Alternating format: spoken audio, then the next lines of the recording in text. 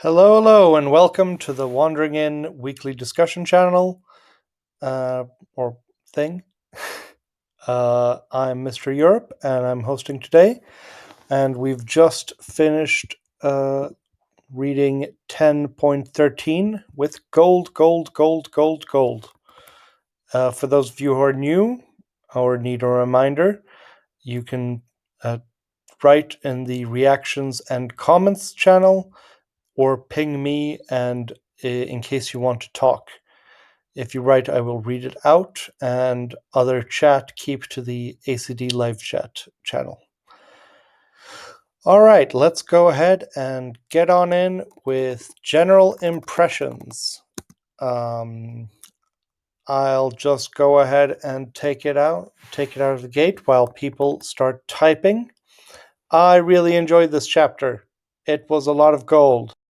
There were a lot of things. People were sad, people were happy, and it was very, very long.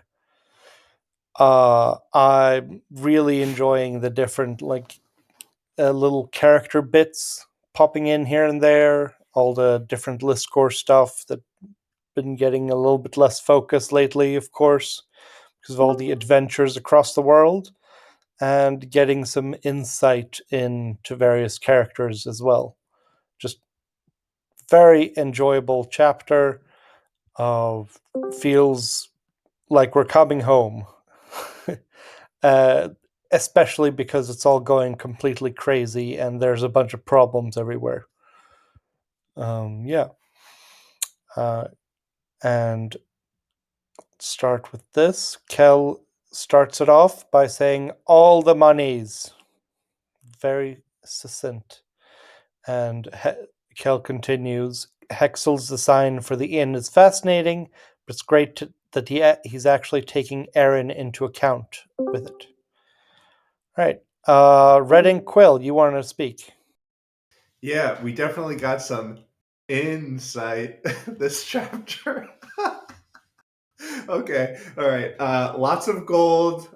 They have to wear masks because there's so much gold dust in the air, and people are gonna get like poisoning from it. It's just crazy. There's a new ant that's just like gold encrusted. It's incredible. We got some insight into what's going on with Celis. So it brings her back. It looks like she's looking for real friends again, not just like her rich friends that don't really understand her. What's going on with Lionette? All the money in the world and nothing to spend it on. Going crazy, lashing out. And then at the end of the chapter, she finally has some places to vent her her her control into. I just wonder where she's going to find those loyal workers and retinue for her, for the end and for herself. Because the brothers won't do it, and it's going to be hard that way. But incredible chapter. Yeah, I agree on all fronts. It's very, very enjoyable in that sense. And we're going on to Bleach Soul. Yeah, I also liked this chapter.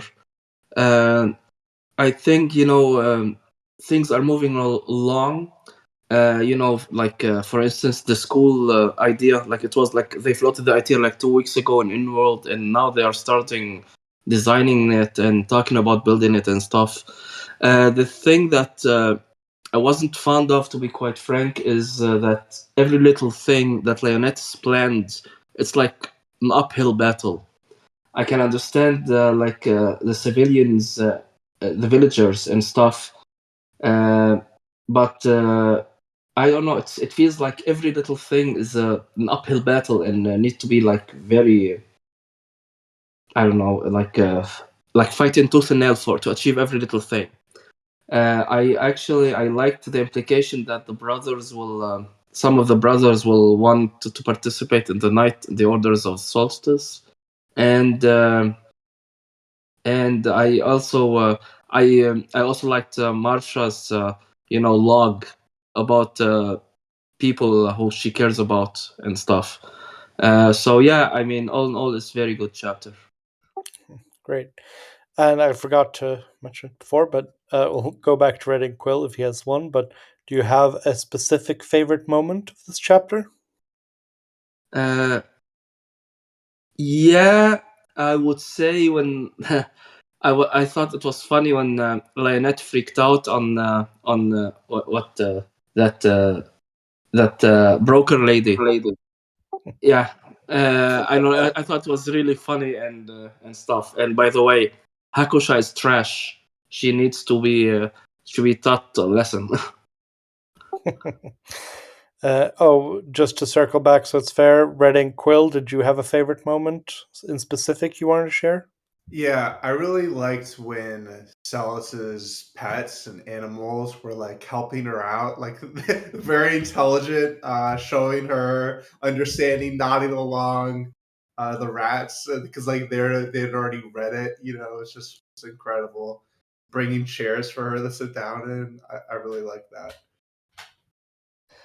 Excellent. That was very funny. Samu, you wanted to speak.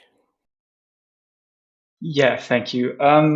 I really liked the chapter as well. I think it showed a lot of different things going on, and we finally see Lionette getting a hold of things and showing some teeth in the whole healer, with the whole healer and Tessa thing.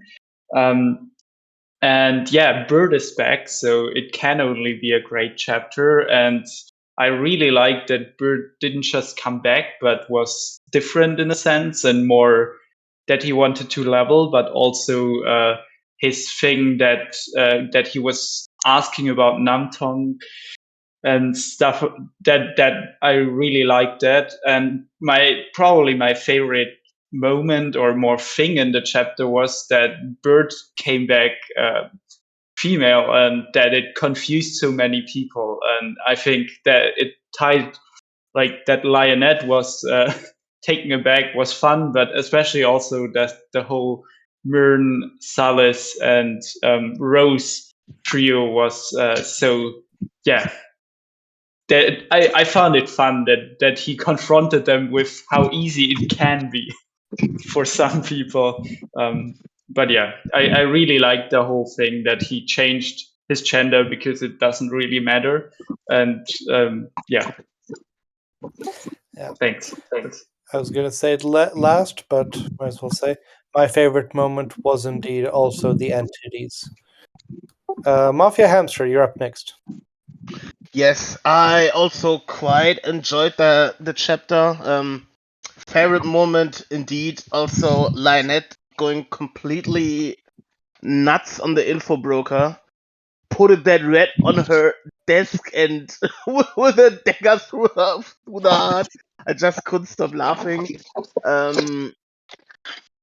I, to be honest, I quite enjoyed that Lionette had to struggle a bit in this chapter because it showed that even though infinite money is pretty powerful, you can't just it doesn't solve every problem. It just helps you out a lot. I don't know. There's a German saying translated: "Money doesn't make happy, but it relaxes." Yeah, it's you could say it like this. And um, I'm a bit lost right now. I'm sorry. Oh, that's fine. Yeah. Yeah, that's great. Kineas says, by the way, Mel, you're getting some sound through. If you could mute yourself. Kineas says, great chapter, especially the part with Mersha showing Bird what she had been doing. I honestly don't know yet what to think about Lionette. She felt a bit childish at the beginning, but felt competent through the chapter, even if a bit petty, maybe. She might be evolving. Yeah, I mean, she's come a long way from uh, starting random fires and stealing stuff from the marketplace. So, uh, Dark Time Gubus best moment was when Leon found Mersh's corpse. That was very funny. I never thought about it, but it does feel like the sort of exactly the sort of thing Mersha would do, just randomly walk down a corridor and pretend that she'd been there forever and was dying. Very funny. Child death is hilarious. All right. If there's no one else who wants to do a general impressions, we are moving on to the first question, which I think is going to be about Bird. Give me a second. So, yeah, your thoughts on Bird's new form, though she sadly didn't get 6 arms and poison boobs. She did. Bird did indeed get a new form. She has muscles and 2 arms and titties. Anyone have anything to say about this? I personally really enjoyed the whole thing with everyone trying to understand, like, have you always felt this way or whatever? And Bird just going, I kind of just figured I'd try it out, you know? And especially Salus's reaction to that. Very, very, very cool. Never in a million years would have imagined this happening, but here we go. We'll start off with Red and Quill, who wants to say something about it. I think we have to remember that Bird is a liar. So when he says he does not have acid or poison boobs, she might be lying. That's all I wanted to say. Yeah, that is an idea. Personally, I believe that they're a form of autonomous drones that can pop off and go around on their own, because someone told Bird to pop off Queen. Dark Time Gurus says Bird's firing rate went down 66%. Sad sock puppet.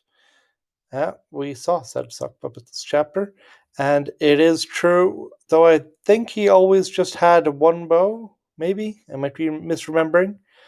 Correct me if I'm wrong, but yes, his reload time has gone down significantly. Bleach Soul, you wanted to speak.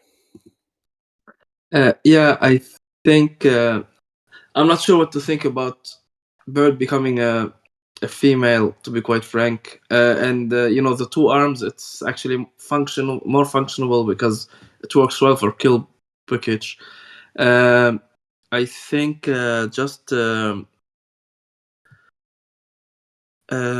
let's see. Yeah, I don't know. I think you know, Bird like one tried to new things, and it's quite great that she wants to do that. So yeah, well, let's see what that happened. But I think it's a great thing that that actually Bird. I mean, the reaction of Martha and and Lionette was actually they didn't believe it was Bird at first, and until you know she starts speaking to them like Bird, and I'm not sure. I don't know what to say about the boobs. Antinium have boobs? I don't know. It seems quite I don't know, chitteny. Like furries. Never mind. Okay, thanks. Yeah, I don't know if it would be funnier for Chesker and Thane, the 2 other female Antinium in the hive, Xern aside, to decide they want it or to decide that it looks stupid. Either way would probably be hilarious. Samu, it's you want to speak? Yeah. Additional to what has been said already, the form is funny in general. That he wanted to try out being a female in the mostly female authoritative in social structure is also the thing that he implied that the Free Queen had a new skill, so she might have leveled or she probably had leveled during the solstice. And I would be interested in what exactly that skill is that she got.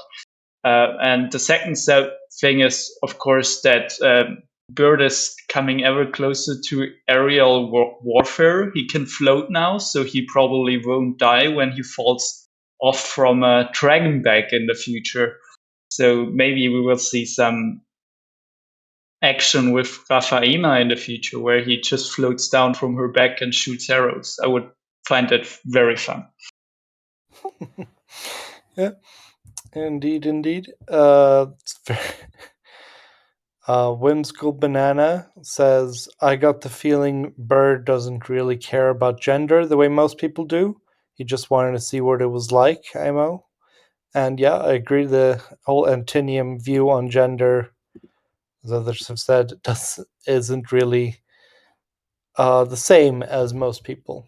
Thing I really enjoy about how Wandering In has the different species feel like different in various different ways. And I always enjoy that. Kainea says it was interesting, even if a bit weird. She explained it as silly bird moment, let's just try it, but at the same time, she wasn't much in silly bird mode. So I don't know if maybe she got into serious mode after deciding the change, maybe after learning about Naren, or if maybe she had a serious reason to try it after all.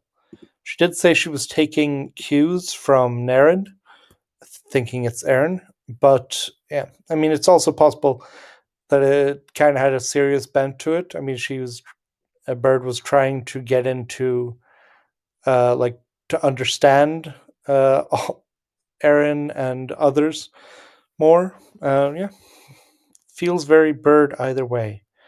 Bleach Soul says, "Why boobs? Ants are not mammals." Uh, has Bird met? Well, yeah, he has met non-mammal women, but he did he even know that Bavusa was a woman? I don't know. Red Ink Quill's theory is their energy deposits. All right, we're moving on to the next question. Take a in question as we're on the subject. And does anyone have thoughts on on the new inn design, physicalized garden or whatever, the whole thing with Hexel and whatnot? I'm a big. We've been talking about this, but not getting so many details. Just that it's very big and very powerful. Personally, I'm a big fan of the whole. Yeah, the greatest architect of the big king warlord probably doesn't know a lot about what's needed for a crazy chaotic inn except for how to defend it from armies, and really enjoy the whole Hexel's reasoning and his passion to try to make his own mark on it. Super Bread Ninja says, absolutely loved it. Feels so much more fitting for Aaron. And yes, I agree. Very chaotic, very fun. Samu wants to speak. Yeah, my thought was also that the new InDesign is gonna be great in all ways possible, I guess. But I think Trevis' plans might still not be wasted because we know the Order of Solstice needs a keep. They are not that large as an order yet, but we know Rabbit Eater has been hanging out at the Order of Seasons, so he would want, and I reread the chapters lately, and he said about that he would like a big keep with a big mess hall to eat in with all the companions and stuff. So maybe Trevor's plan's gonna go to the Order of Solstice. Yeah. And the other thing was that I'm really gonna. Oh, I've lost what I wanted to say. Sorry, someone else can. That's fine. Just ping again if you remember what you want to say. Yeah, I agree. I'm also expecting Rags to do her thing and steal every invention that comes into the Wandering Inn. and presumably put magic ore in a bunch of cave walls or something. Red and Quill, you want to speak? I think the Drevish's design is genius in that it has a lot of advanced techniques that Hexel can use, but the staffing requirements introduces so many like instances of infiltration that you'd have to worry about because you'd have so many staff and so many guests. It's just like it's a huge problem. And as Hexel said, like all the huge monsters that invade the inn, that inn is not designed for that. And also, Hexel said that Drevish didn't have his skills, so he couldn't use them to see how the design would incorporate with Aaron's skills, which Hexel can do.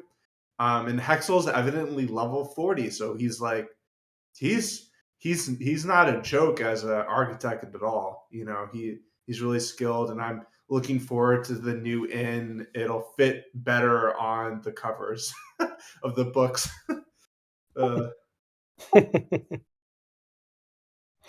Yeah.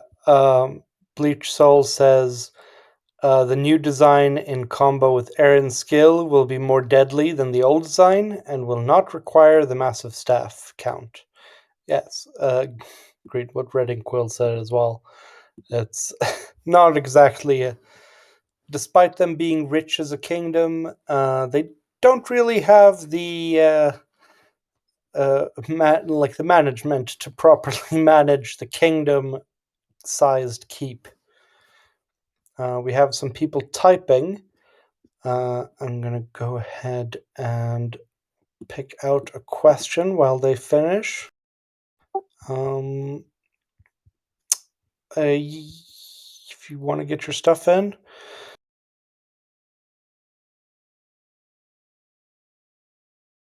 Yes. Sir Bear says, I don't like the new inn that much. It's too Aaron dependent. If Aaron dies, the whole building could be useless unless the next innkeeper gets those skills. Yes, but unfortunately, the only Earther in the inn is Rose, so no one's pointing out how incredibly stupid and destructive it is that in-world just ceases to function as soon as someone high-level dies and their skills stop working. Everyone there thinks it's normal, so they're doing it anyway. But yes. Moerchen says, most importantly, Hexel's Inn has a slide. And yes, that is what's most important. You can finish your typing, Red and Quill, but I'll be posting next question so people can start putting answers in. We are moving on to Liscor with a big character moment with Celis's motivations and grief, opinions on her after getting some insight. Red and Quill mentioned that I think spatial skills persist. I'm not entirely sure about that. I think the garden would certainly go in any case, and the inn is built around that, so either way. With Celis, I was really happy that we got a Celis moment and actually her thought process. She's been not very... she's been a bit of a terrible person for a little bit, and I really enjoyed this section, just seeing her go around, and also I loved that Texia Shivertail, her grandmother, hates the heiress class as much as I do. If you're gonna have a part of your very soul that gives you power, your being that's etched into what you want to be and what you want to have, don't make it, I got stuff from my parents. And Samu wants to speak as well. Yeah, I think what I didn't realize at first is that the text spelled out for me was this parallel between all the other Shiver tales that were riding on Sal's coattails for most of their lives, or on his success basically, and that Salas is basically doing the same. And I think I was a little bit worried about the whole Salas arc at the beginning of the volume, but now that, like, yeah, I see hope now that this is gonna end in a quite interesting character development for Salas. She doesn't need to be a warrior in the end, but I definitely think it's gonna be interesting in how she will deal with those contradictions of not wanting to be as the other family that everyone hated, including her. Yeah, that's good point. It's very interesting, turning into a very interesting arc for her, and introducing some conflict with now Leonette thinks every problem is because of her. Reading Quill says Texia didn't want her to level the Eris class, and yep, of course she didn't. It's a stupid class, as Bird would say. Kainia says, great character moment. I think it shows her grandma really knew and loved her. It will be interesting to see how everything develops from here. And yes, fully agree. Sir Bear, take it away. Uh, okay. I don't think Ares is a class that you want to level to the max. I think it's a starter class that you evolve into something else. Use that well to become, I don't know, a landlord, a guild master, maybe a noble class like lord, lady, all of that. So the thing is now that Celeste has to choose what to do with that class, what she wants to do with that money anymore. And I love that section because it shows that both Lion and Celeste blame the other for something that are not their fault. It's wonderful. It's wonderful that miscommunication, the problematic that the people grieving and all of that is it's wonderful. It's great. Celeste was probably the second best part of the chapter for me. Yeah, for sure. and obviously we know that technically the arc is not over yet. The next chapter will probably focus on it, but I wonder if maybe Celis will Celis will finally become an adventurer, or she will finally start to communicate with Lion about what to do with about money talk and all of that. Yeah, agreed. You have to bring someone to a low point to make them develop in an arc, and Sal certainly managed that. But it's very interesting to see how she's going to pull out of it and develop further. Gwynny, or Dart Time Goose, says Celis is clearly going to transition to a diabolist. I mean, that's an idea. Hell, people getting a connection to hell was good anyway. Since all of our favorite people who are dead are now there. We're moving on to the next question. We are taking the Riregeist people, the necromancers and whatnot. They're licensed to raise. How do you see the necromancer and protester plots going, and just what are your general opinions on the whole situation? Will they help out with the undead problem, the labor, or what's going to go on there?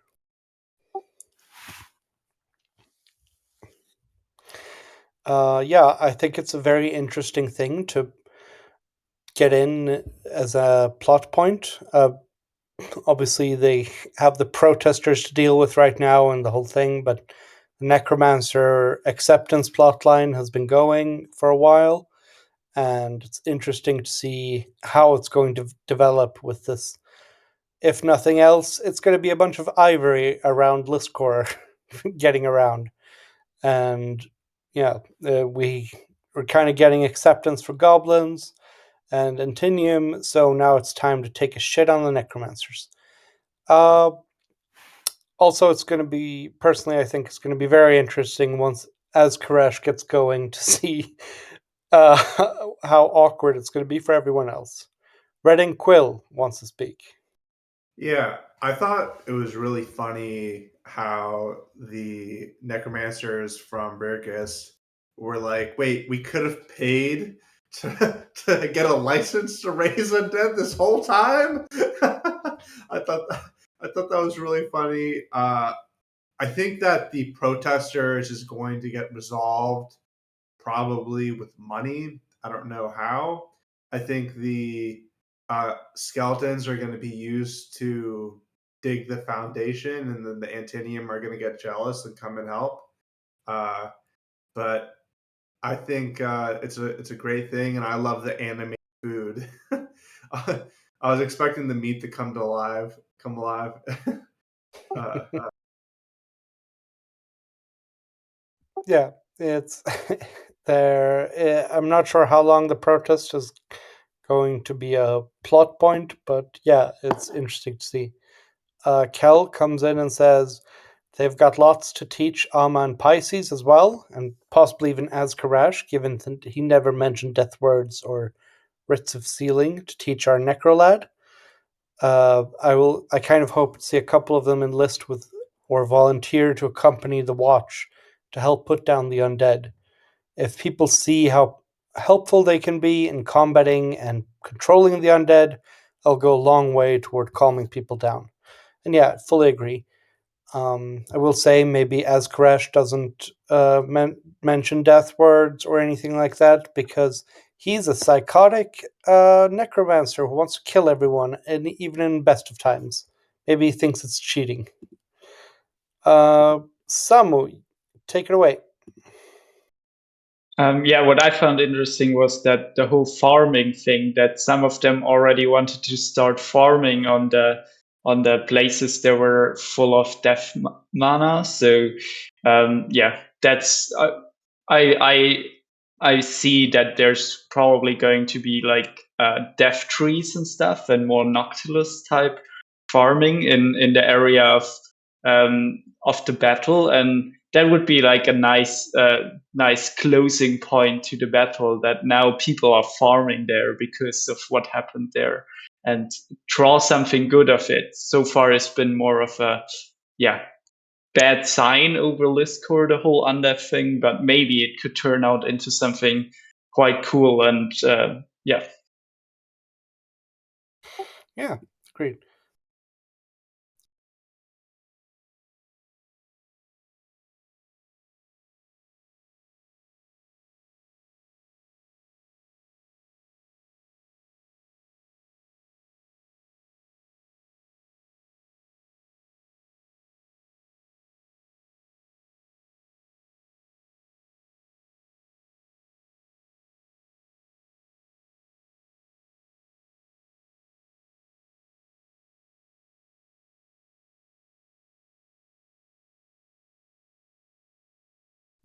Sir Bear?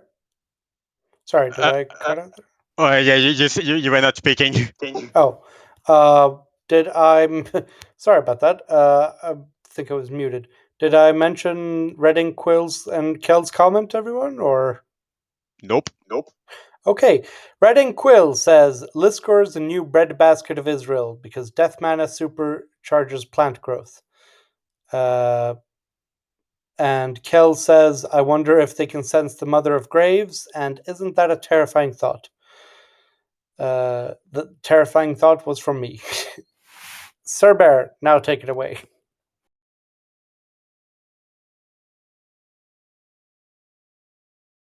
I was speaking that time. I think you're muted now. I'm a bit mad about the whole situation with the necromancer and all of that. I think Liskar has really forgotten to have an army that can do stuff. Because the whole death mana stuff and the giant skeleton over there, it's a security threat. Or Sam, Venom, or Zevara could have straight up said those people are accepted. Those people are necessary to do that stuff. They can be. They don't need a permit. The protesters should go away for security measure and all of that. Yeah, it's a fair point. I will say that it was, what, 20 years ago that the city Yeah, was under siege by undead. Like, they've accepted Pisces a bit, but it's understandable they're not super huge fans of undead, and that's been pretty consistent most yeah. of the time. Obviously, it's understandable the protesters do that, but I'm just surprised that all Sam's, Zevara, or Venet didn't intervene in the situation because security danger. Right. Yeah, I mean, it is a good point. They almost did it for the sure. That's true. We're moving on to probably a little quick question. In Inversil, let's see. What did you think of Arcsinger's decline and getting booted out of random places because they can't afford to eat anymore? Will there be a redemption arc, and will they be contracted by Leon, or what do you think is going on there? I picked this question even though it was a short scene, mainly because personally I don't like Arcsinger. Uh, she's kind of cool, but in general, she's a bit of a shit. And uh, I think it's interesting to see that she's finally been shown to be not quite at the level where she's supposed to be, and that it has real consequences. Interesting to see how it goes forward, but I'm unsure what form that will take. Superbred Ninja says, new Squire trainee for Bird. Yes, that's. I'm sure that will go over great for everyone. It's been like 2 months since she slaughtered a bunch of goblins.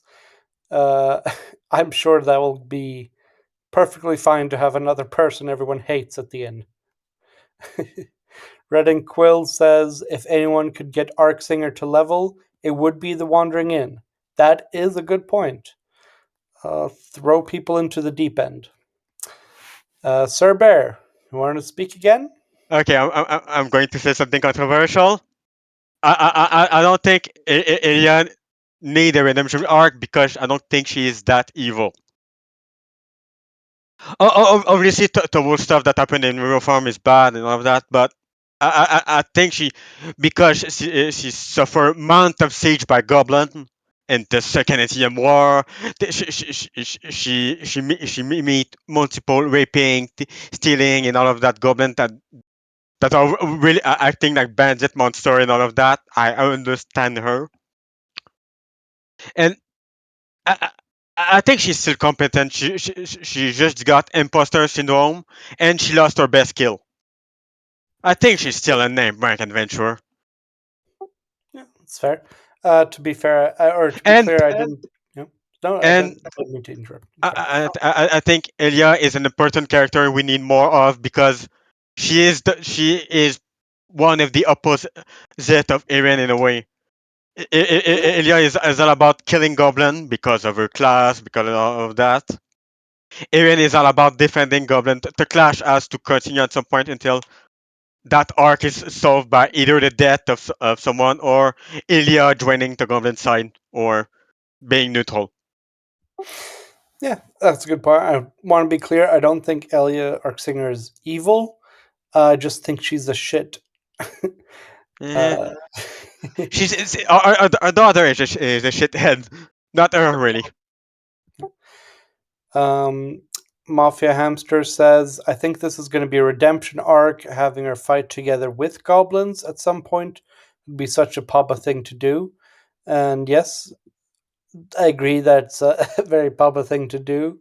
I wonder how exactly we're going to get there because it doesn't seem super uh, recipient to that idea. But yeah, Redding Quill says she could die for the inn and no one would have loved her. Harsh words, but not entirely untrue.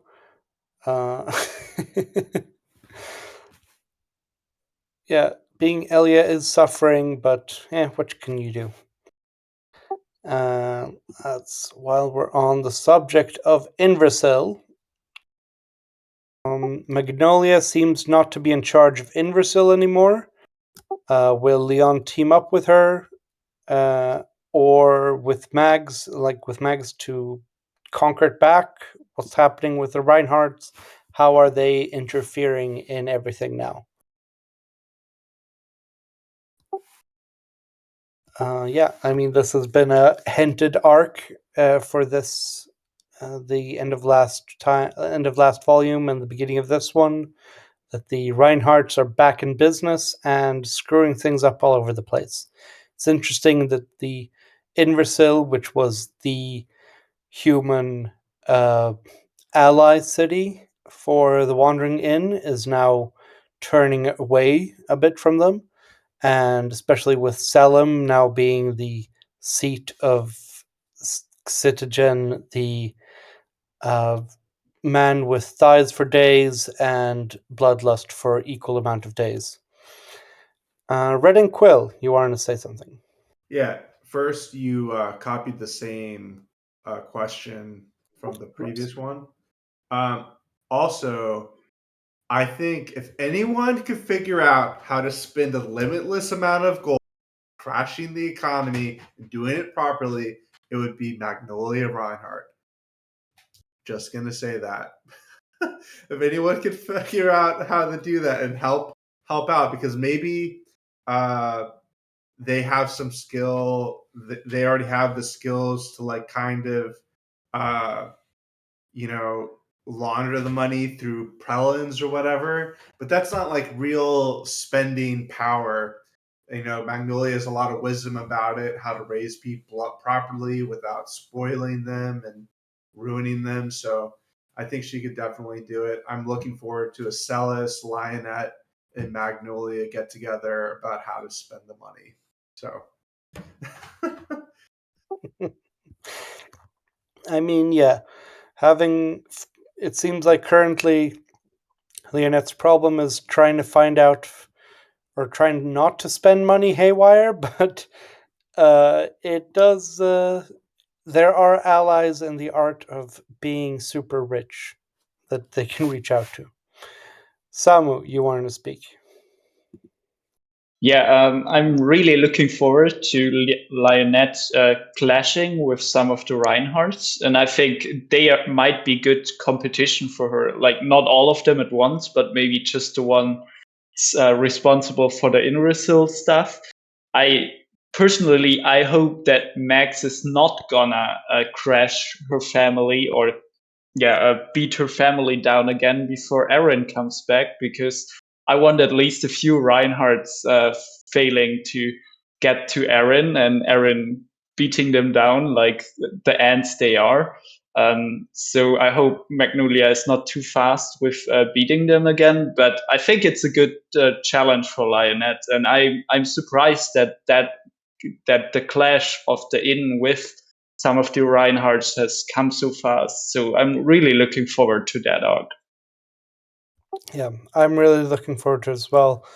Calidus is one of my favorite minor characters, despite him being a very not a very moral person. He's very enjoyable to read, and getting, especially since he's always suffering. Uh, yeah. No one else has comments. Take another little quick question in here, unless people have lots to say. Thoughts on the best mom ever, Ian, and the estimate bridal price skill, which was a little comment in there. I personally, it was a strange thing for me personally to read, since it's essentially someone talking about pimping out their own children. But it was a very interesting viewpoint into not just this specifically, but the whole thing about other nations coming into finding out about the money and about the inn and skills popping off. We'll be getting a bit more into the specifics of the other countries in another question, but Red and Quill, take it away. I think it's really interesting because it shows that skills that people have really give them real-time information about the world. The morality of an estimate bridal price, unfortunately, with nobility, that's just how it was, at least in our world. So I'm assuming the parallels and in world are similar. Um, I thought that it was hilarious that Elaine was saying what goes into estimate bridal price and like what specifically goes into it, and not one of them was talking about having a mountain of gold personally. There's nothing about like how much wealth the princess has personally, or having access to a skill like the box of incontinuity. Um, I think that just to go a little further, the thieves being disappointed to notice that Lionette is rich, but she doesn't personally have any money on her currently, and everyone going into a brawl to try to talk to her before the Emperor Sans gets his diplomats to talk to her. That was funny too, because they all have skills that can estimate wealth. So I think that's really interesting. Yes, agree.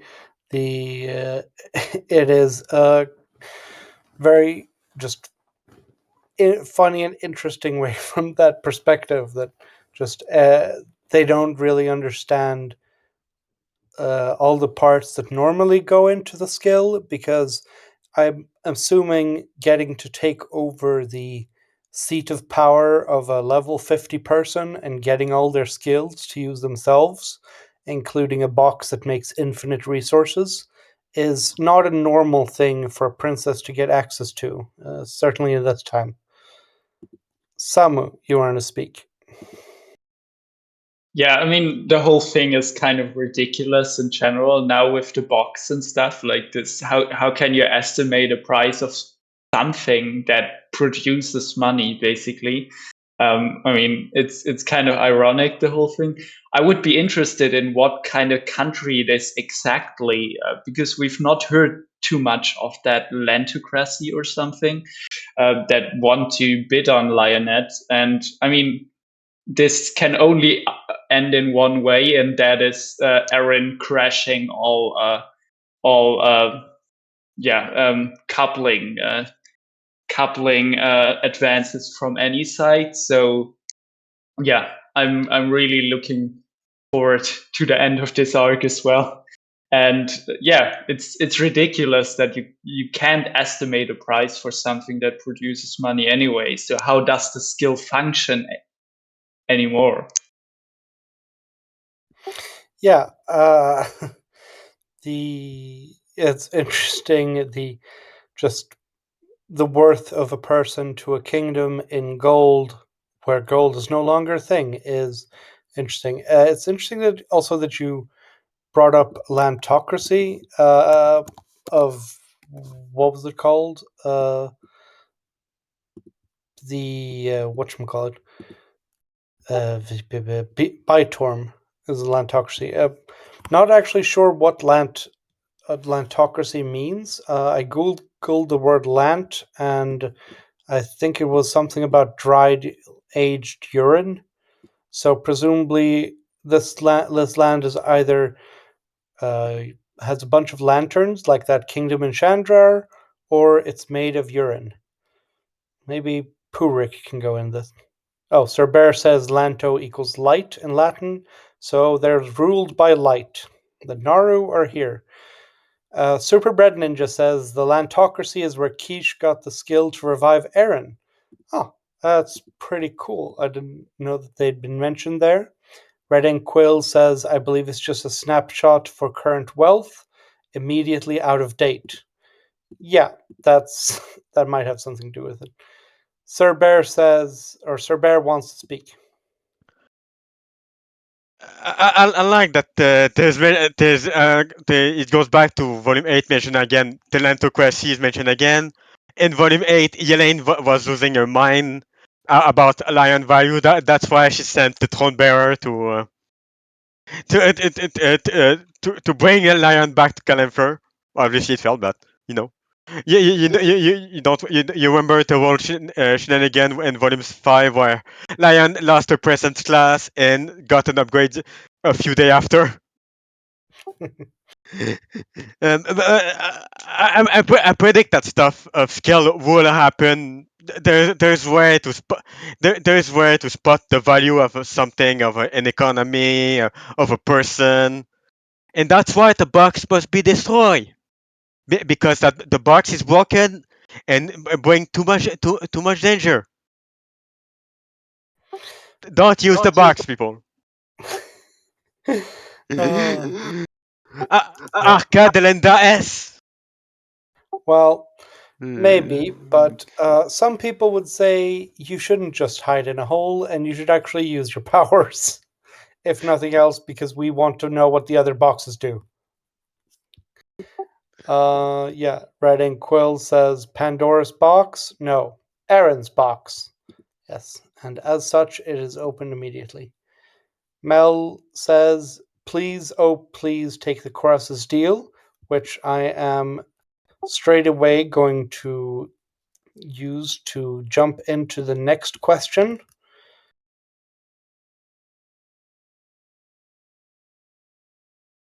If someone else has something to say about the previous stuff, they can post a comment and I'll read it after. But for now, what does it mean? The whole thing about the Cross's beggar that came up and started speaking, can name bodyguards, claim wealth, all of that stuff.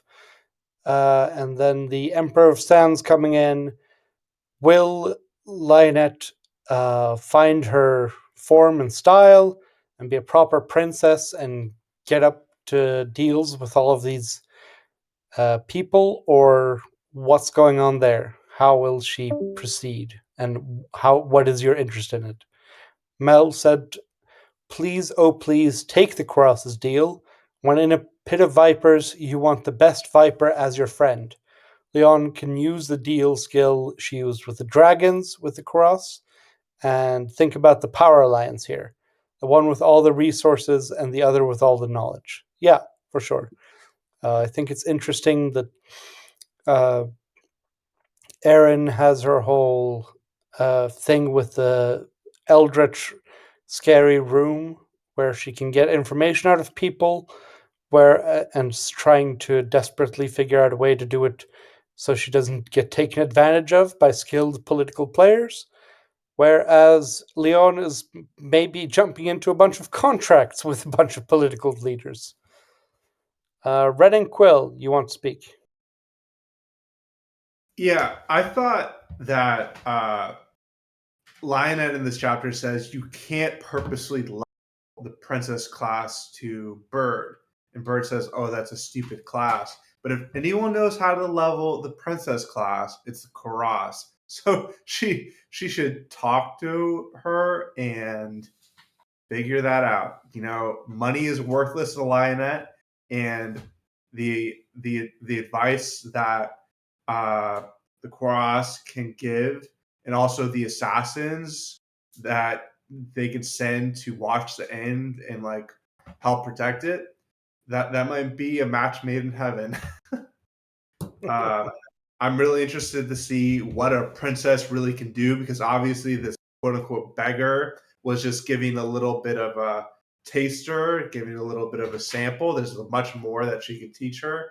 Um, so I'm looking to see what that means to claim bodyguards, what that means. Is that like a special class? Like, what are we talking about? Is that a class upgrade skill? Because we already saw that Lionette was able to upgrade Christia's class.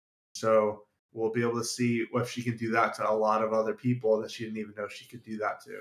And also the thing about the balls and stuff like that. You could have a ball in the Wandering right now, right in the World's Eye Theater. It's huge, you know.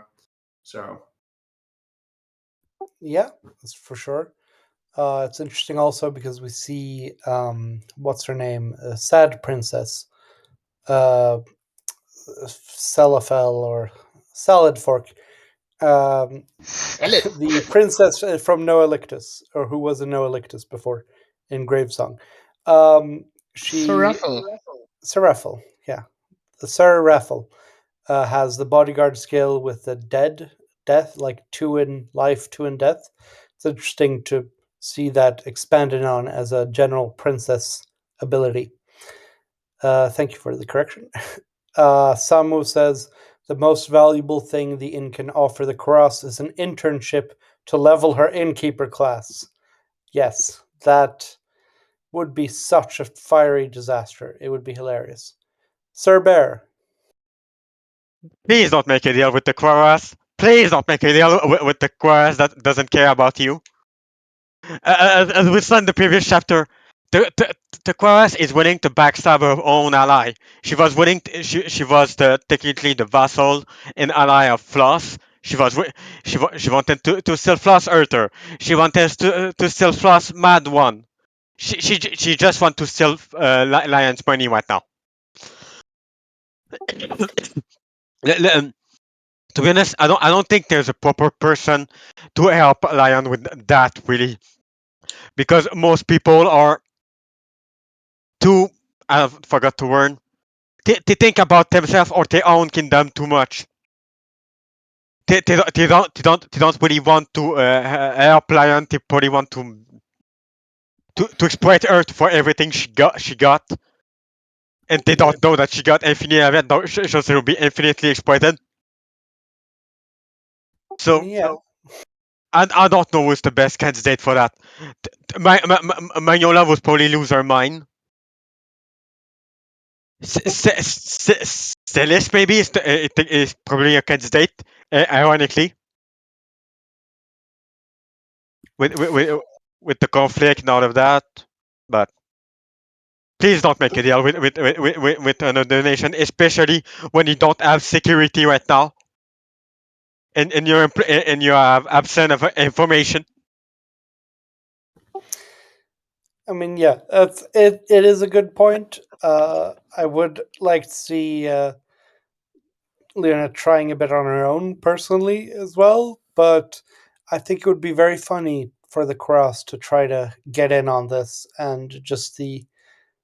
Uh, I think Leonette would have to struggle to keep her, but I don't want to make optimal plays. I want to make a slide in my house. I think I think the cross would be very annoyed and probably not appreciate the deal at the end, but just because it's so annoying. Superbred Ninja says, I'd much rather the cross than Empire of Sands. And yes, of course, probably, but um, those are not the only options. But yes, I agree. We are taking a bit of a left turn, going still keeping with Lionette, but with the meetings and the stuff in back in Liscor. Leonette's struggling to get recognition even with a mountain of gold and a public princess class. The meetings, which stuck out to you, and which chair? Also, I can just tie into this including the Antinia meeting and the fact that they all have a grudge with her for breaking up with Pawn. I know several people talked about how they really enjoyed the information broker uh, part uh, when she just blew up and had the whole culmination. But I thought they were all very interesting in how they went along, especially just to start with Lissam saying, "Oh yeah, this is the uncomfortable chair for people we don't like," uh, and they have just the setting of how it's all set up, and presumably every powerful person in this town has a room full of chairs for different occasions, for depending on how much they'd like people. Red Ink Quill, you want to speak? I thought that this was really interesting because this is the last time the Wandering Inn is taken. We get to see the way the Wandering Inn is treated before people find out how rich and powerful it is. So, like, when you become rich and powerful, all the sycophants come out. But this is the last time we get to see who the real ones are. And it's obviously the brothers and also the Antinium, because they have old relationships that are steady. The brothers gave really good advice. Oh, you could talk to this information broker. She'll be able to help you out. And the Antinium are striking because Lionett broke Pawn's heart. And also, I think the chair thing will come back to the Wandering Inn, and maybe they'll have bad chairs for the guests as a skill. Or like how good of a guest you are, you get a better chair. I don't know. I think that'd be really funny. Yeah, that is fun. Seems it's it's an interesting point actually. The whole that it's going to change, and this is kind of last time we're seeing them as like with this problem instead of the bigger problem they're going to have later. It seems like not many other people have anything to say about this. I think we're at an hour, so I think we'll do two more questions and see if anyone has thoughts. We had the schools. Schools out forever, but is it? Thoughts about the whole school situation, the Magic Academy being built, the planning around it, with uh, all the people trying to figure things out. Will they have to get a Wayland or a practical person in to just say no to all the ideas like building it above a giant chasm or all of that? Or will they try to copy Wistrom in various ways? How are they going forward? Will they manage to rope Teletavarian to help? I don't know. It's an interesting thing that's been developing for a while now, since last volume. And yeah, does anyone have a thought on this? Or is it just it's been continuing and we will see? Red and Quill has something to say. So there's two schools we're talking about. We're talking about Mersha's a school where she loves the school, but the teacher's leaving, and Lionett has a bunch of money, and there's not really a school that exists yet. So it looks like Lionett will not only be building a magic academy, but will be building a school for children. She will be the infrastructure. I thought that the mages talking about how to, utilize the ley line, and Grimalkin was saying we need to be right on top of it, stolen, and then everyone correcting him saying we're not worried about people stealing our ley line in the middle of the high passes. Drakes won't come up here. I thought that was really funny. I really like these school storylines, and I think it will definitely be different than Wistrom, because Wistrom too far into the uh, got too far into the secret trading and the putting up barriers to learning higher magic. And I think it'll be funny if Teriarch actually helps with this new school while his simulacrum does Wistrom, and they're at odds. I think that would be funny. We'll see what happens. Yeah, good point. I also like to point out that they're building it close to or in the area, I think, of the Rags City, or like Rags Mountain Town. Yeah, maybe we'll have goblin mages going to the new school as well, just for added craziness. Samu, you want to speak? Yeah, I found interesting for one that the academy that Bella Teresia used in the image they used was looking like Wistrom, and I don't think it will be like Wistrom, because what we've seen so far of the mages that besides Bella Teresia are gonna join in and make that academy with her are very practically focused mages. We have the mage runner, we have a green mage who's actually a farmer, we have Grimakin, who's the mage bodybuilder in person, basically. And this, I think that sets those people a little bit apart from what we've seen of Wistrom, is that they come from out in the world into an academy to build to make the academy, while Wistrom is more, we are in the academy and we want to influence the outside world. And I think that's the benefit that the new magic school will have over Wistrom itself, that they will work with the practical knowledge and the people that actually work in those businesses, instead of just being in their bubble on their island. Good points all. I mean, it is interesting to see how the differences will be. I think we're taking one last question and going back to how we started. Bird. If you have a quote comment, just type it in and I'll read it out afterwards.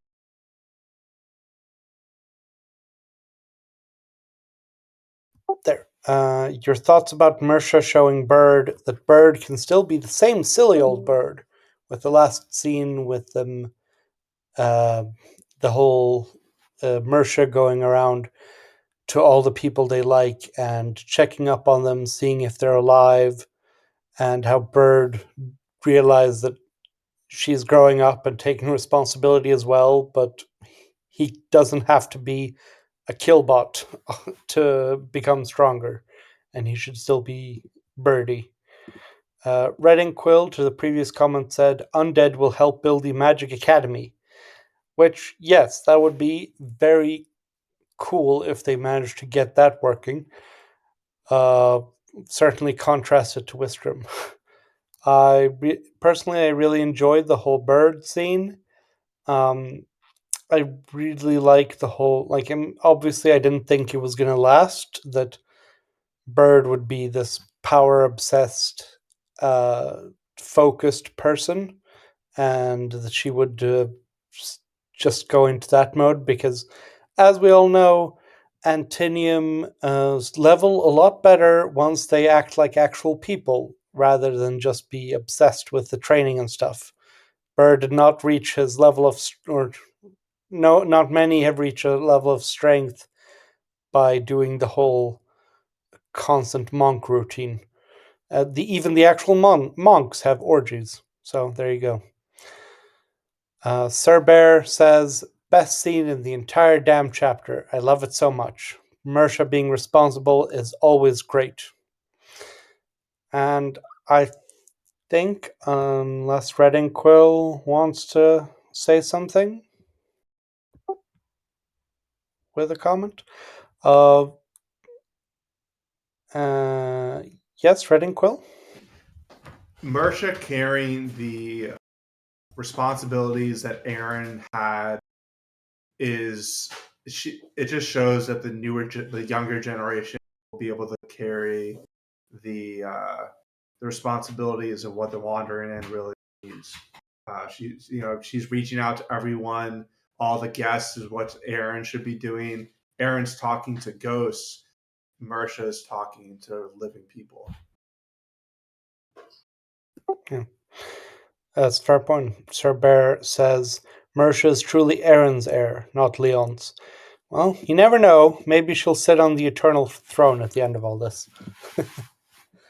And I think with that, that is the end of today's Wandering In talk. I'm glad you could all make it. I'm very happy with all the engagement. It was a very good chapter, and I think this has been a very good discussion. Thank you all very much.